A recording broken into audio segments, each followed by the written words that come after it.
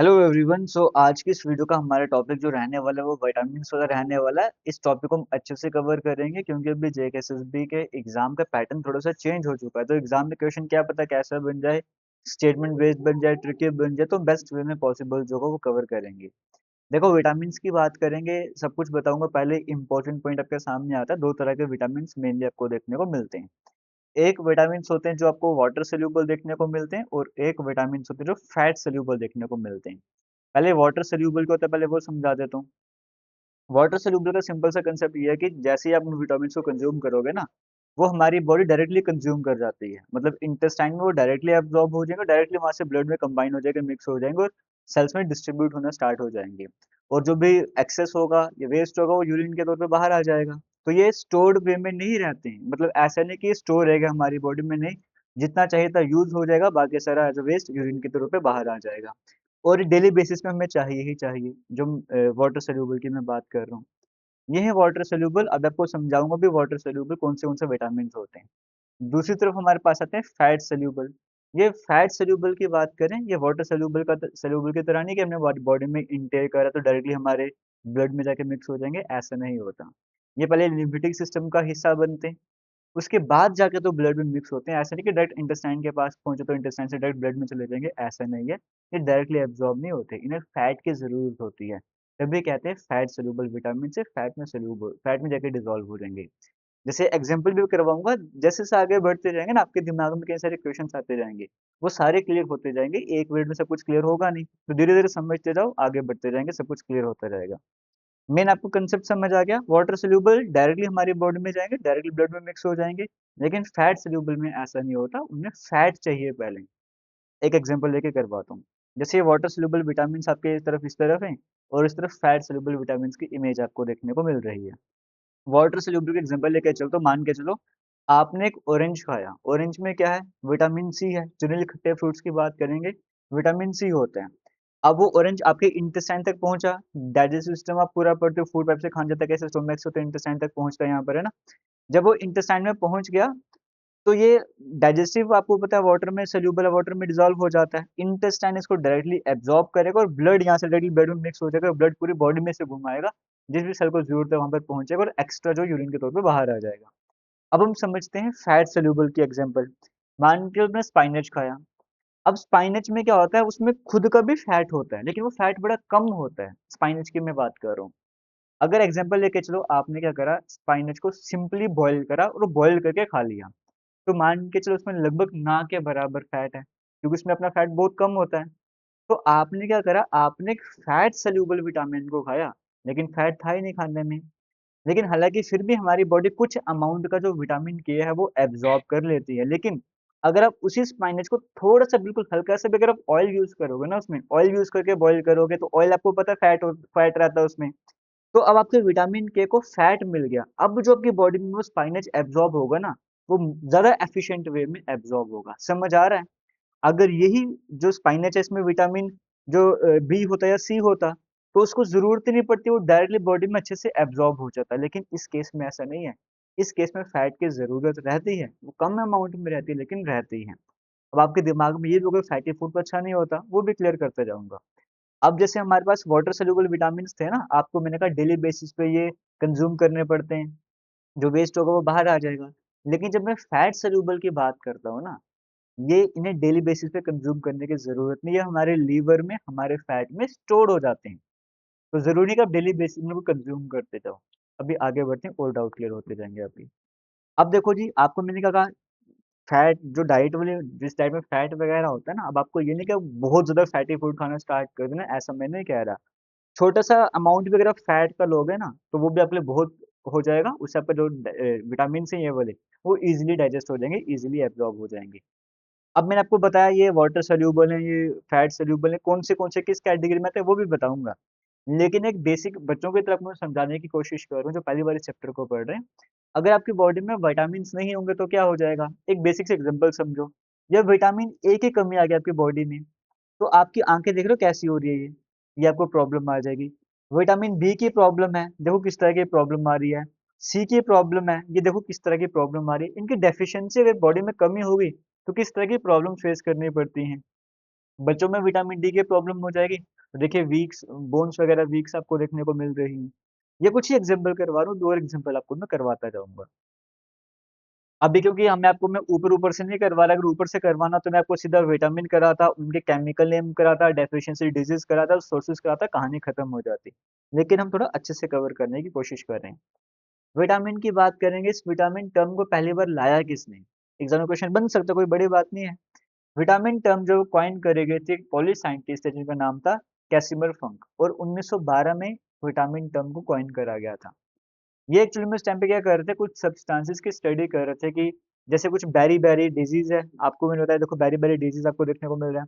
अब इस डिजीज़ को अगर आपको प्रिवेंट करना है, इस डिजीज़ से बचना है, तो कौन-से सब्सटेंसेस फूड में होने चाहिए? हम इस डिजीज़ से बच जाएँगे।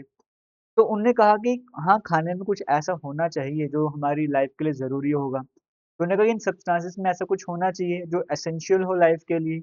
और जब भी इन्होंने देखा कि हाँ, वो चीज़ें जो ज़रूरी हैं, जिससे डिजीज़ हमारे बच सकते हैं, वो केमिकली अमाइन्स वाली कैटेगरी में आती हैं। तो उन्होंने क्या कर दिया, वाइटा का मतलब होता है लाइफ़, जो लाइफ़ के लिए ज़रूरी हो। तो एक वर्ड हो गया जो लाइफ़ के लिए ज़रूरी होता है, वो वाइटा वर्ड आ गया। और उन्होंने देखा ऐसे जो सब्सटेंस है ना जो ज़रूरी हैं, उन वो अमाइन फैमिली कहते हैं। अमाइन एक्चुअली में क्या है? केमिकल कंपाउंड्स की फैमिली होती है, जिसमें नाइट्रोजन देखने को मिलता है। तो उन्होंने कहा कि लाइफ के लिए ज़रूरी भी है और अमाइन कैटेगरी को बिलॉन्ग करते हैं। तो लाइफ मतलब वाइटा और अमाइन तो अमाइन रह गया। तो वाइटा प्लस अमाइन करके विटामाइन कर नाम दे दिया। तो पहले क्या नाम हुआ करता? VITAMINE हुआ करता। विटामिन आज हम पढ़ते हैं ना, पहले इसमें ई भी लगा करता था। तो विटामाइन आपको है ना, विटा और अमाइन इस तरह से विटामाइन बन गया नाम। ये नाम आपको पहले स्टार्टिंग में देखने को मिलता था। लेकिन 1920 में क्या हुआ, ब्रिटिश बायोकेमिस्ट थे और भी कई सारे केमिस्ट थे जो इसके पीछे थे, इस काम के पीछे थे। जैसे एक नाम आपके सामने थे, ब्रिटिश बायोकेमिस्ट जैक कैगल की बात करेंगे। इन्होंने देखा कि बहुत सारे न्यूट्रिएंट्स, बहुत सारे विटामिन ऐसे भी हैं, जैसे विटामिन ए हो गया, सी हो गया, डी हो गया। इनमें अमाइन ग्रुप तो होता ही नहीं है। तो विटामिन का नाम तो लिखा हुआ बीटा पे, तो ठीक है लाइफ के लिए ज़रूरी है। लेकिन अमाइन क्यों हो गया? हर एक विटामिन तो अमाइन फैमिली है ही नहीं है। उन्होंने बताया भी ई और ए जैसे सी में नहीं है। तो उन्होंने कहा कि हम विटामिन के नाम को ऐसे ही चलने देंगे, लेकिन केमिस्ट्री सही चले इसलिए हम काम कर लेते हैं, अमाइन वाला ई हटा देते हैं। तो हम बोलेंगे विटामिन, तो इसका नाम विटामिन से लेके ई हटा के विटामिन कर दिया। जैसे विटामिन आ के नाम की स्टार्टिंग हुई थी। 1912 में कॉइन करा फंक के द्वारा, 1920 में नाम चेंज कर दिया गया था। ये कहानी आपको समझ आ गई। अब देखो मैं आपको बता रहा था ना कि हमारी बॉडी में वाटर सोल्यूबल, फैट सोल्यूबल, जो फैट सोल्यूबल थे मैंने कहा कि थोड़ा बहुत फैट भी हमारी बॉडी में ज़रूरी है। अब वो फैट भी 2 तरीके का होता है, एक होता है सैचुरेटेड फैट, एक होता है अनसैचुरेटेड फैट, ठीक है जी? जो सैचुरेटेड फैट होता है ना उसमें डबल बॉन्ड नहीं होती हैं, और जो अनसैचुरेटेड फैट होता है इसमें एक या एक से ज़्यादा डबल बॉन्ड आपको देखने को मिलती हैं। जो भी जैसे एक्स सोर्सेज़ डालता हूँ, जैसे सैचुरेटेड फैट में क्या सोर्सेज़ होंगे? बटर हो गया, घी, क्रीम, चीज़ हो गया, फैटी मीट, कोकोनट ऑयल, ये सारे क्या हैं? ये सारे सोर्सेज़ हैं सैचुरेटेड फैट के। वैसे ही अनसैचुरेटेड फैट की बात करूँ, उसमें ऑलिव ऑयल आ जाता है, मस्टर्ड ऑयल आ जाएगा, नट्स आ जाएँगे, सीड्स, एवोकाडो, फिश वगैरह, ये सब कुछ अनसैचुरेटेड में आ जाता है। तो अब आप बताओ कौन सा फैट अच्छा रहेगा? अनसैचुरेटेड फैट जो अच्छा देखने को मिलता है। अगर सैचुरेटेड फैट अगर ज़्यादा हो जाएगा तो उसे एलडीएल कोलेस्ट्रॉल बढ़ सकता है, जिसको बैड कोलेस्ट्रॉल कहा जाता है। तो इसीलिए कहते हैं तली चीज़ें मत खाओ, क्योंकि वो बटर, घी वगैरह सब कुछ उसमें यूज़ करा जाता है ना? तो सैचुरेटेड फैट आपको देखने को मिल रहा है, और अनसैचुरेटेड फैट ये जो है हर्ट हमारे दिल के लिए ना बेस्ट होता है। और ये जब आप रिप्लेस करोगे सैचुरेटेड फैट से, आप इसको रिप्लेस करोगे तो बेस्ट माना जाएगा। क्लियर हो गया? और बाकी दोनों ही फैट चाहे सैचुरेटेड या अनसैचुरेटेड हो, फैट सॉल्युबल विटामिन्स को एब्ज़ॉर्ब करने के काम आते हैं। तो आपको क्या प्रेफ़र करना चाहिए? आपको प्रेफ़र करना चाहिए अनसैचुरेटेड फैट। लेकिन कोई भी चीज़ एक्सेस में ज़रूरी नहीं होती, इसलिए भी इसका भी एक्सेस जो है ज़रूरी नहीं होता, सही नहीं रहता। अब जो अनसैचुरेटेड फैट मैं आपको कवर करवा रहा था, जो हेल्दी वाला होता है, अच्छा वाला, उसमें 2 कैटेगरीज़ होती है, एक एम वाली, एक पी वाली। एम मतलब मोनोसैचुरेटेड और पी मतलब पॉली अनसैचुरेटेड। ये यू से अनसैचुरेटेड आ जाएगा, ठीक है? Mono unsaturated fatty acids, poly unsaturated fatty acids. इसमें एक ही डबल बॉन्ड होगी, इसमें 2 से ज़्यादा डबल बॉन्ड देखने को मिलते हैं। इसमें ऑलिव ऑयल आएगा, मस्टर्ड ऑयल आ जाएगा, पीनट्स आ जाएंगे, इसमें sunflower oil, soybean oil, example आपके सामने है। ये आप आराम से कवर कर सकते हो। अब हम आते हैं टॉपिक पर, पहले वाटर सोल्यूबल विटामिन की बात करेंगे। वाटर सोल्यूबल विटामिन्स में 2 ही विटामिन आते हैं, एक विटामिन बी कॉम्प्लेक्स और एक विटामिन सी। अब बी तो मैंने बड़ा आराम से बोल दिया, विटामिन बी, लेकिन इसमें भी कैसे बी1, बी2, बी3, बी4 ऐसे चलता रहता है, ठीक है जी? तो कई सारे बी में आ जाते हैं, बस आप इतना समझ लो, विटामिन बी कॉम्प्लेक्स जितने भी विटामिन बी हैं वो सारे के सारे वाटर सोल्यूबल हैं, और विटामिन सी भी वाटर सोल्यूबल है। अब याद करने का तरीका क्या, एग्जाम में कंफ्यूजन ना हो जाए।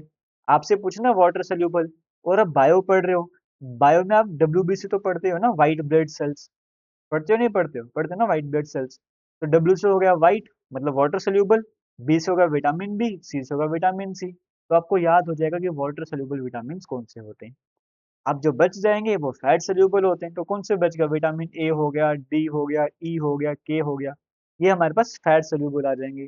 फिर भी किसी को प्रॉब्लम आती है, कीड़ा, के ई डी ए, कीड़ा ट्रिक से आप इसको कवर कर सकते हो, के ई डी ए, ये हमारे पास फैट सोल्यूबल आ जाएगा। किसको कीड़ा है फैट खाने का, आप इस तरीके से भी कवर कर सकते हो। ठीक है जी, ये बेसिक पॉइंट आपको समझ आ गया, वाटर सोल्यूबल क्या होता है, कौन से होते हैं, फैट सोल्यूबल क्या होता है, कौन से होते हैं। आगे चलते हैं।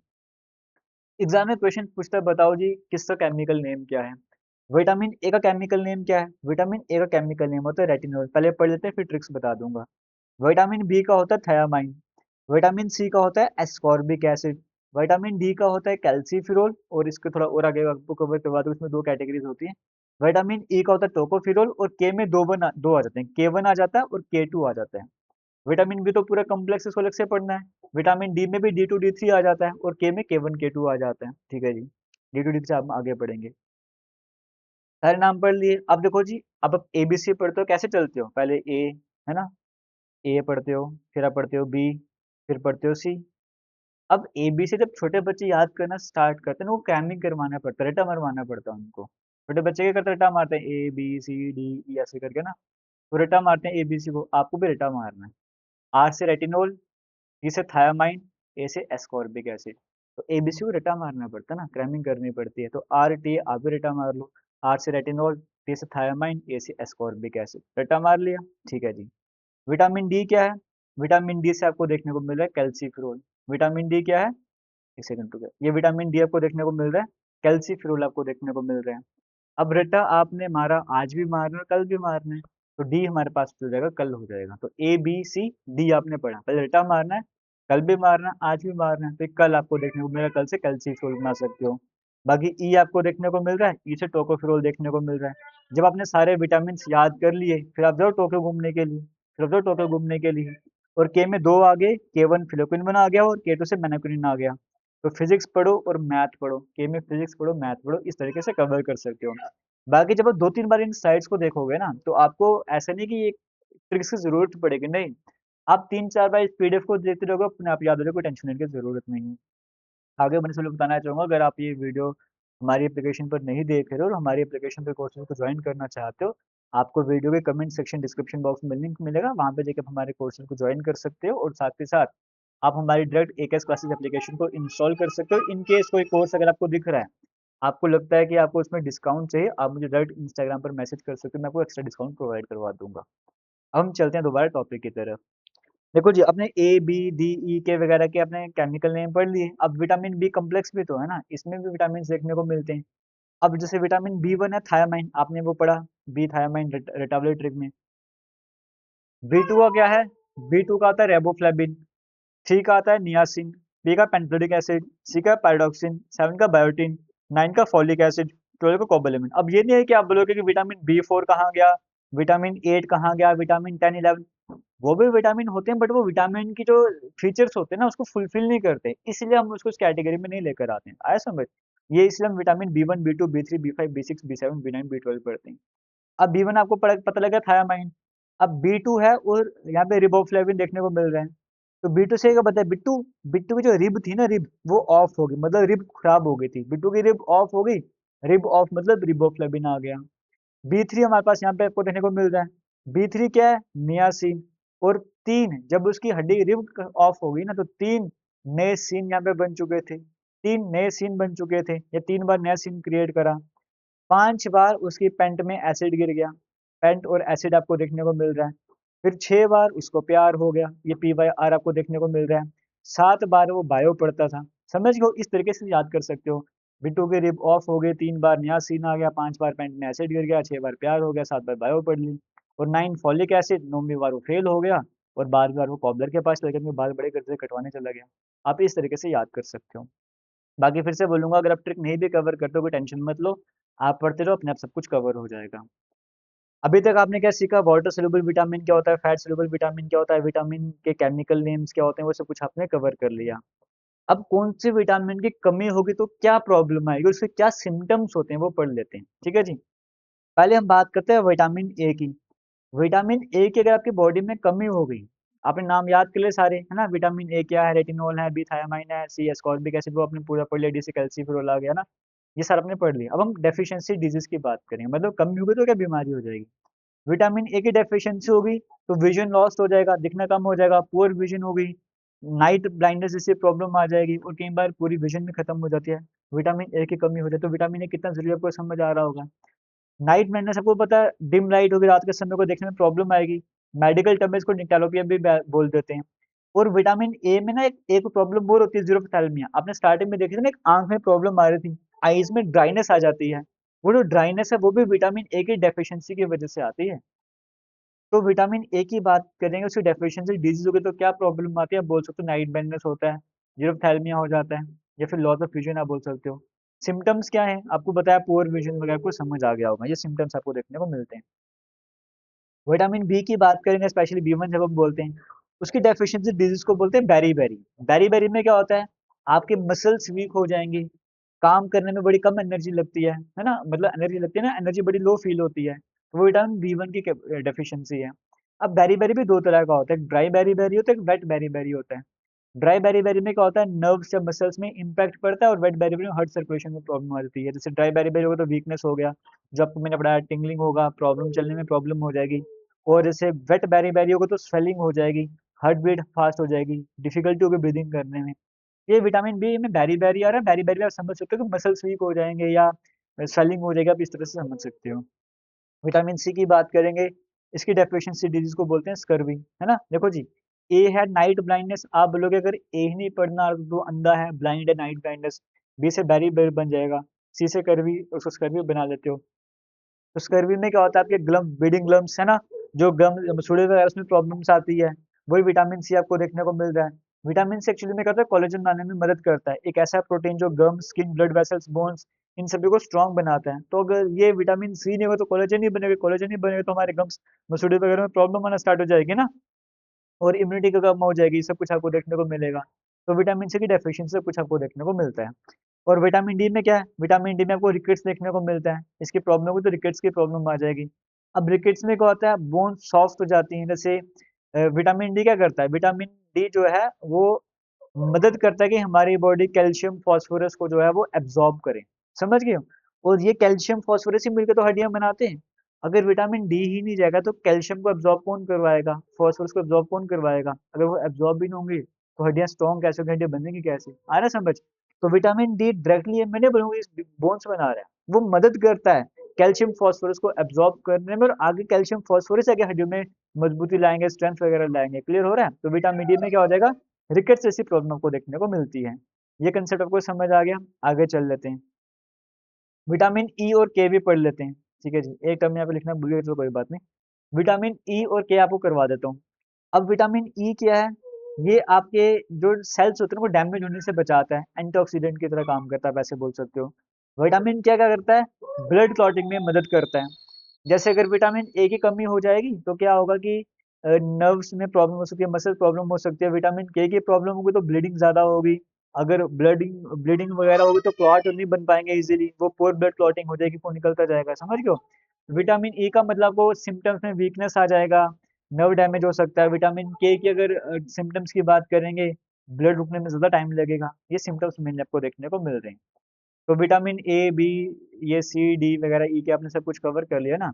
अब विटामिन बी जो कम्प्लेक्स आपके सामने आता है, अब विटामिन बी वन बैरी बैरी आपको मैंने करवा दिया। विटामिन बी टू की बात करें, जैसे डेफिशिएंसी डिजीज में एरिथ्रोपोनेसिस आ जाएगा। इसमें क्या होता है जी, जैसे आपके रेड टंग हो जाएगी, गले के आसपास आपको थोड़ा सा वो प्रॉब्लम्स आएगी, क्रैक्स पड़ जाएंगे, स्किन प्रॉब्लम्स आएंगी।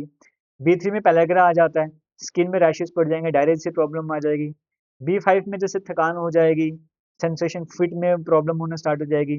बी सिक्स में क्या हो जाएगा, एनीमिया की, जैसे एनीमिया की प्रॉब्लम, खून की कमी हो जाएगी, डर्मेटाइटिस जैसी प्रॉब्लम आपको देखने को मिलेगी, ब्लड सेल्स जो है वो कम हो जाएंगे, स्किन प्रॉब्लम्स आएंगी।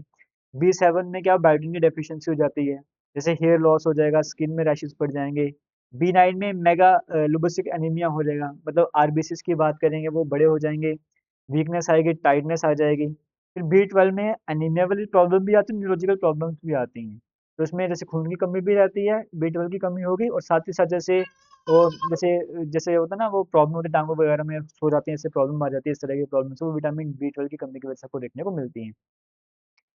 अब हमने पढ़ लिया कि विटामिन के केमिकल नेम क्या हैं, डेफिशिएंसी डिजीज क्या है, सिम्टम्स वगैरह क्या है, अब इनके सोर्सेज के बारे में पढ़ लेते हैं।